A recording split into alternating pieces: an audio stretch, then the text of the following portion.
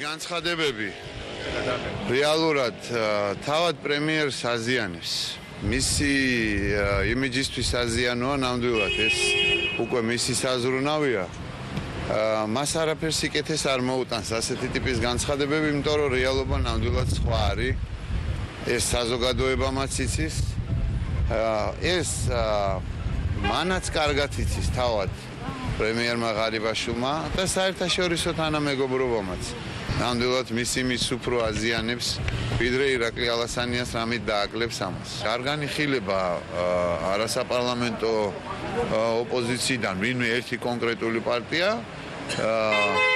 ერთი ვინც ყველაზე ბედნიერია ამ მიმდინარე მოვლენებიდან, როგორც მე მივხვდი, ეს არის როგორ ვქვიათ, გაერთიანებული დემოკრატიული მოძრაობა, ხო? ქალბატონი ნინო ბურჯანაძის ხელმძღვანელობით. თავისუფალი დემოკრატები მოიწვევენ ფრაქციის სხდომას და ფრაქციის სხდომაზე იქნება კონკრეტული გადაწყვეტილებები მიღებული.